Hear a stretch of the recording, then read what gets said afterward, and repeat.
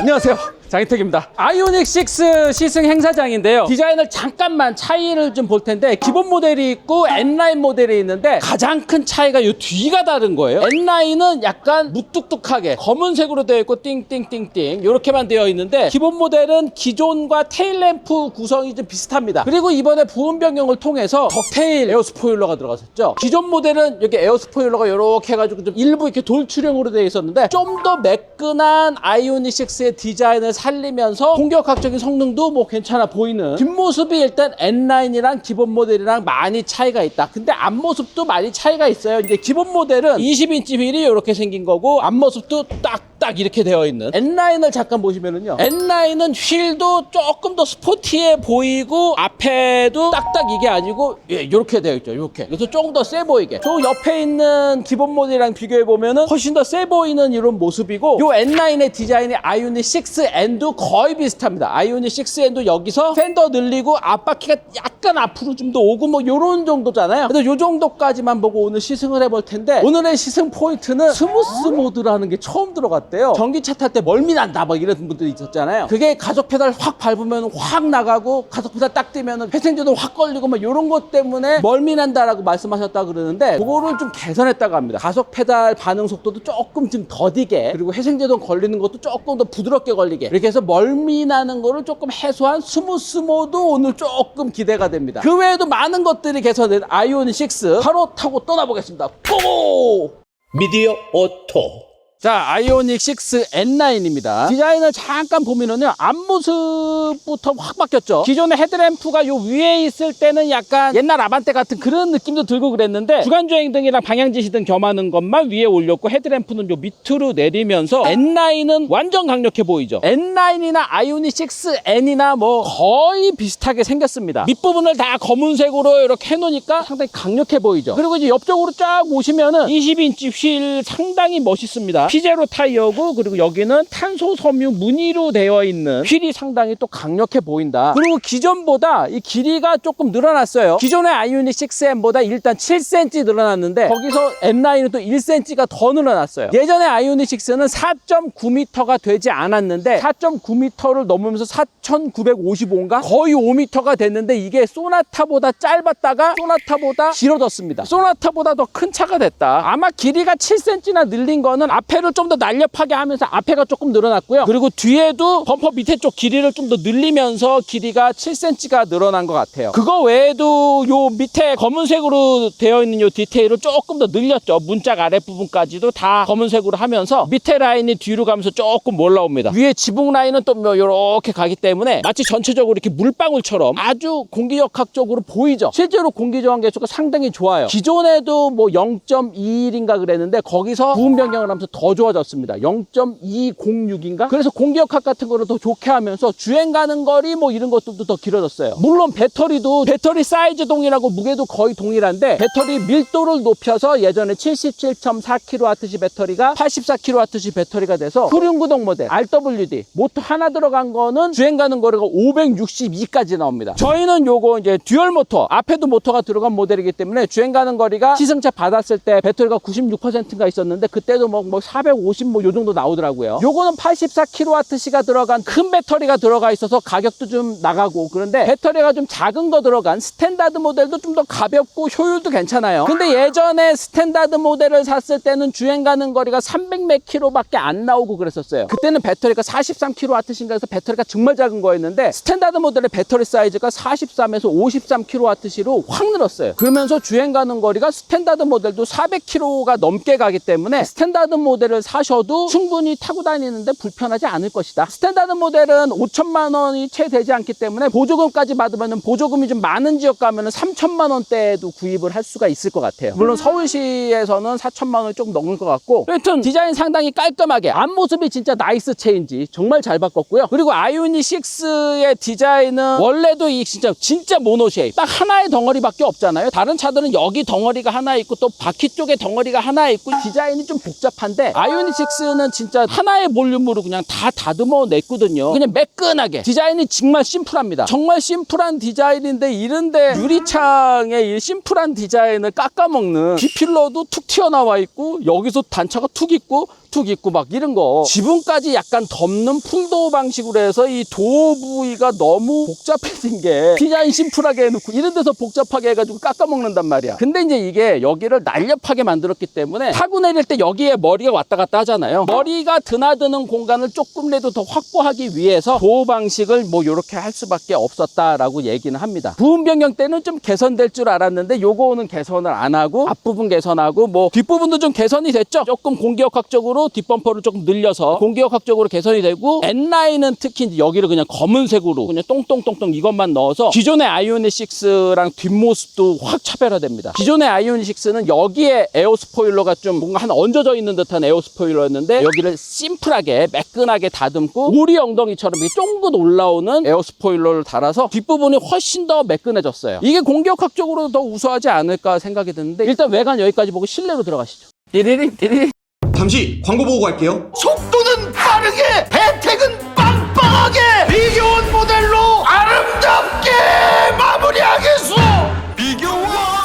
국내 최초 인터넷 혜택 환급 플랫폼 비교 원. 인터넷 변경 시 현금 혜택 최대 48만원, 휴대폰 통신사 변경 시 30만원, 휴대폰 구매 시에는 50만원 추가 혜택, 정수기 설치 시 최대 30만원 혜택까지 최대로 받을 수 있는 혜택은 128만원입니다. 친구 추천 시 4만원 무제한 제공. 지금 당장 네이버에 비교 원을 검색하고 이 모든 혜택을 당일에 꼭 받아보세요. 실내는 사실 바뀐 게 그다지 없어요. 대시보드의 전체적인 형상은 비슷하고 데코레이션이라든가 뭐 운전대 이런 것들이 조금 바뀌었죠. N9은 거의 아이오닉 6N이랑 비슷한 수준의 드라이브 모드 선택하는 것도 빨간색 버튼으로 별도로 되어 있고 N자가 딱 찍혀 있는 운전대가 들어갔고, 그리고 많은 분들이 여기에 있었던 파워 윈도우 스위치라든가 이런 게 아무래도 여기가 더 편하다라고 생각은 하셨을 텐데, 그래서 부분 변경할 때는 좀 개선되지 않을까 기대는 했었는데 파워 윈도우 스위치라든가 그런 것들이 그냥 센터에 위치는 다 바꿨습니다. 원래는 여기 컵홀더가 이렇게 있고 뭐 이랬는데 파워 윈도우 스위치는 다 이쪽 운전석 쪽으로 몰고 컵홀더는 이쪽으로 몰고 나머지 수납 공간으로, 그리고 여기는 휴대폰 무선 충전 장치 구성 위치 뭐 이런 것들을 조금 바꿨습니다. 여기 수납 공간이 있고 밑에는 이런 파우치 같은 거나 핸드백 같은 걸 넣어둘 수 있는 커다란 수납 공간도 있고, 아이오닉 6는 여기 서랍식입니다. 콘솔 박스가 이렇게 서랍식으로, 그리고 저희가 타는 모델은 N9이기 때문에 빨간색으로 건빨 조합은 뭐 이렇게 되어 있는 정도다. 아이오닉 6의 가장 큰 장점은 실내 공간이 정말 넓다는 거예요. 전기차의 특징, 바닥에 배터리만 쫙 깔면은 다른 것들은 다 수납 공간이나 공간으로 더 활용할 수 있다는 전기차의 특징을 10분 살려서 바닥이 되게 평평하게 돼 있어서 뒷좌석 공간이 되게 괜찮거든요. 그리고 차가 4.9m가 넘는 커다란 사이즈이기 때문에 다리 공간이라든가 뒷좌석 공간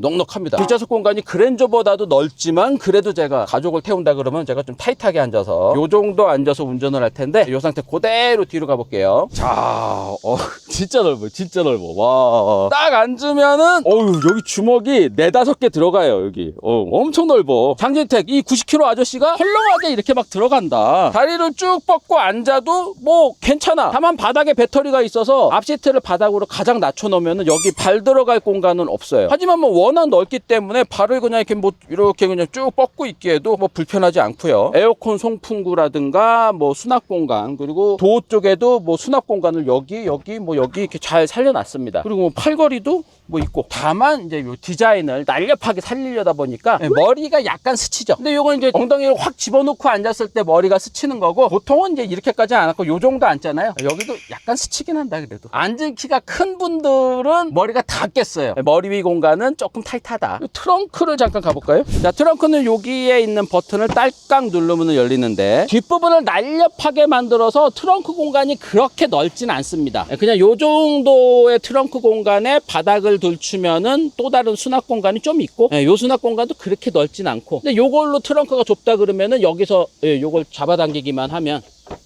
앞에 시트를 이렇게 해서 긴 짐도 넣을 수 있어요. 그리고 프렁크가 있을까 없을까? 예전에 아이오닉 6는 프렁크가 작게 남아 있었는데 앞이 저렇게 슬릭하게 납작하게 돼 있는데 프렁크가 있을까 없을까? 요건 듀얼 모터 모델이에요. 앞에도 전기 모터가 있는 모델이라서 이게 공간이 안 나올 것 같긴 한데, 그래도 프렁크는 만들어 놓긴 했네요. 근데 워낙 이렇게 낮아서 이렇게 넣을 수 있는 거는 크게 뭐 안전 삼각대나 충전 케이블이나 뭐 작은 소품들 같은 거 정도만 넣어둘 수 있을 것 같습니다. 그래서 요 정도까지만 보고 바로 달려보겠습니다. 고! 띠리링 띠리링. 네, 우리 누님부터 들어보겠습니다.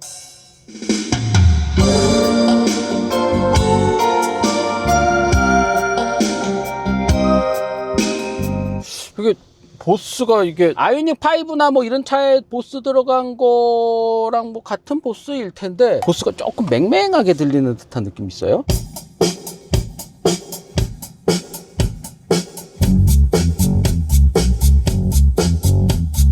거의 보스는 진짜 가성비의 보스잖아요. 네, 그리고 대중 브랜드에 들어가는 브랜드 오디오 중에서는 가장 좋다라고 생각을 해서 조금 제가 기대를 해서 그런지 조금 맹맹하게 들리는 것 같지?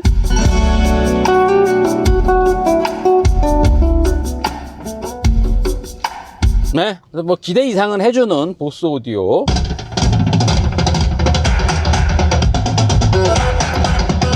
보스가 조금 더 선명했었던 것 같거든요. 네, 오늘은 왜 이렇게 약간 좀 뭉뚝하게 들리는 듯한 그런 느낌이 있어서 그러는데 네, 오디오 뭐 수준 이상입니다. 네, 그리고 슬슬 이제 출발을 해볼게요. 아이오닉 6는 기본적으로 아이오닉 5랑 EV6랑 재료는 그냥 같다고 보시면 됩니다. 84kWh 배터리, 그리고 스탠다드 모델은 63kWh인가 하여튼 조금 더 작은 배터리가 들어가고요. 그리고 싱글 모터를 하면은 225마력이고 듀얼 모터, 앞에도 전기 모터를 하나 더 넣으면은 320마력이 됩니다. 저희가 타고 있는 모델은 듀얼 모터, 앞에까지 모터가 들어간 320마력짜리 아이오닉 6 N9이고요. 네, 여기 이제 버튼을 누르면 드라이브 모드로 뭐 에코 모드, 노멀 모드, 뭐 스포츠 모드, 네, 이런 식으로 이제 드라이브 모드를 바꾸는 게 있고, 마이 드라이브 모드를 가면은 이번에 새로 생긴 게 네, 여기에 에코, 노멀, 스포츠, 스무스. 네, 요거는 마이 드라이브 모드 안에서만 선택을 할 수 있는데, 이 스무스 모드는 차멀미를 좀 많이 하시는 분들을 태웠을 때 좀 유용할 것 같습니다. 가속 페달 반응도 좀 마일드하고요. 딱 밟으면은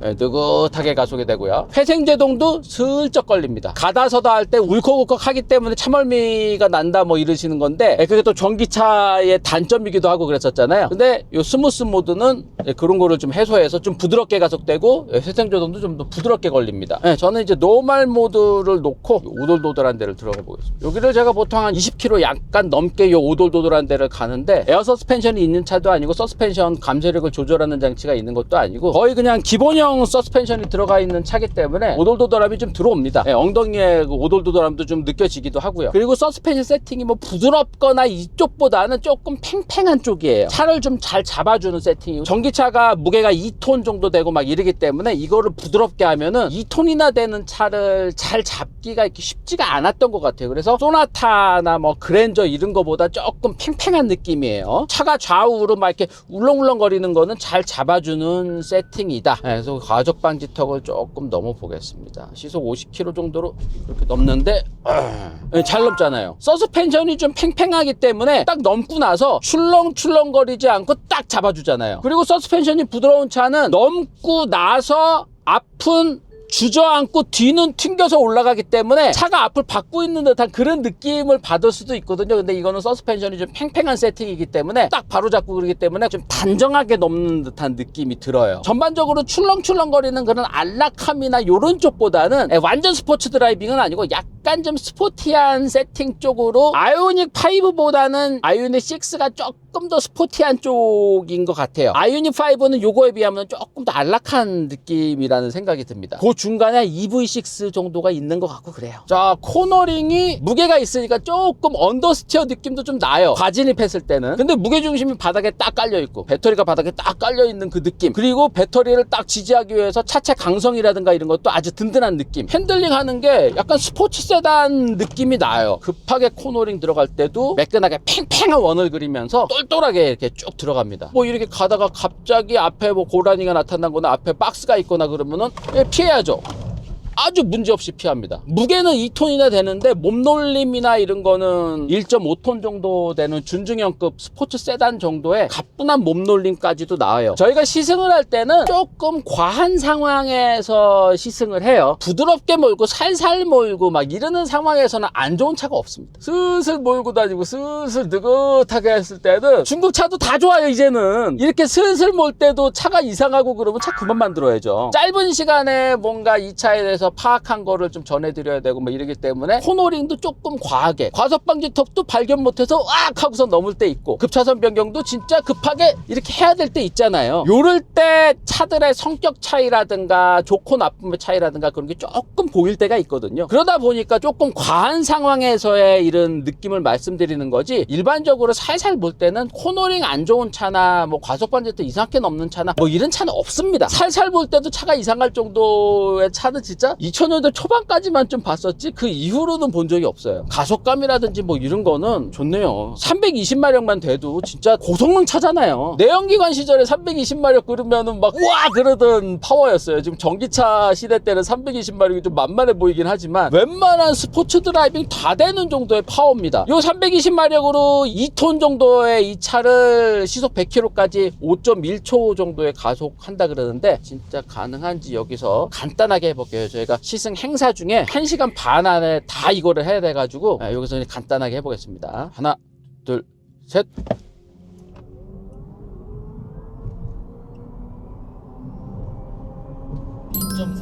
5.35초 5.1초 나온다 그랬는데 이제 뚱뚱한 아저씨 2명 타고 그러니까 5.35초 나왔는데 가속감이 진짜 이 정도면 됐지 정도의 가속감이에요. 진짜 이거보다 더 빨릴 필요가 있나라는 생각이에요. 저는 585마력짜리 EV6 GT를 맨날 타고 다니긴 하지만 사실 그거 막 GT 모드 넣어가지고 585마력 다 쓰는 날은 1년에 한두 번이나 있을까? 진짜 뭔가 좀 보여주고 싶을 때나 가끔 뭐 이러는 거지 시속 100km까지 5.1초면은 뭐 다시 한번 해볼까요? 하나 둘 셋. 네, 시원시원하게 나갑니다.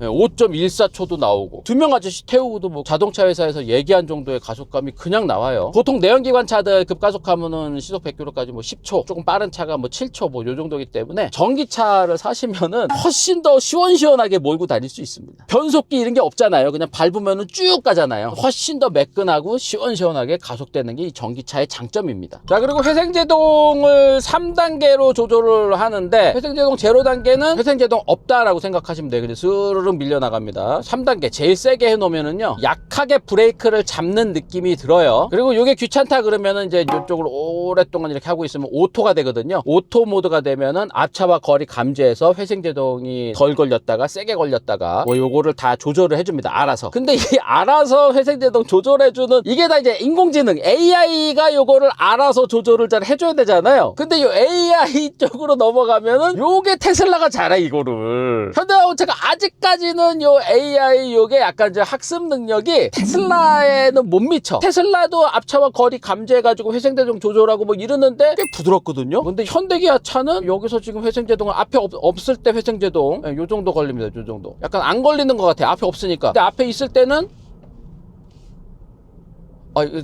조금 좋아지긴 했어요. 앞에 있을 때 확 걸리는 게 아니고 조금 스무스하게 걸리게 하기는 요런 거는 좀 좋아진 것 같은데. 띠리링 띠리링. 자유로에서 버튼 하나만 누르면은 모든 주행 보조 장치를 다 이렇게 활성화하면서 많은 분들이 이제 반자율 주행이라고 하는 요런 게 되는데 앞차와 거리 감지해가지고 속도 줄이고 뭐 이런 거는 너무 잘하고요. 그리고 차선 알아먹고 이렇게 가는 것까지도 괜찮습니다. 현대자동차도 요런 거 운전대 알아서 돌리고 뭐 요러는 로직이 점점 이렇게 개선이 되는 것 같아요. 진짜 예전에는 앞으로 제대로 직진을 잘 못하는 약간 이제 보타를 해주면서 가야 되는 뭐 그런 시절도 있었지만 저는 이제는 그러지 않은 것 같아요. 주행보조장치나 뭐 운전대 이렇게 알아서 해주는 거 이거 끄더라도 직진성이라든가 이런 거는 괜찮아졌어요. 문제 삼을 정도까지 아닙니다. 게다가 이제 전기차 시대로 넘어오면서는 고속주행 안정감도 상당히 좋아졌어요. 그리고 이런 전기전자적인 주행보조장치 이런 것도 앞으로 가야 할 길이 훨씬 더 많지만 이제 자율주행도 해야 되고 뭐 이런 걸로 앞으로 가야 될 길이 훨씬 많지만 요럴 때 조금 위험하다. 저런 거를 조금 회피하거나 뭐 아니면은 워닝 알람 같은 거라도 주거나 이랬어야 되는데 제가 안 틀었으면은 조금 아슬아슬할 수 있었을 것 같아요. 자, 그래서 오늘 아이오닉 6 N9 시승 느낌 여기까지만 들려드릴게요. 저희가 시승 행사 중에 이렇게 촬영하면서 말씀드리는 거는 조금 좀 두서가 없고 내용이 조금 좀 약간 복잡할 수 있습니다. 아무튼 아이오닉 6 N9 시승 느낌 여기까지입니다. 고맙습니다. 안녕. 이거 빨리 이것도 늦었어 오늘 진짜. 오늘도 늦었어.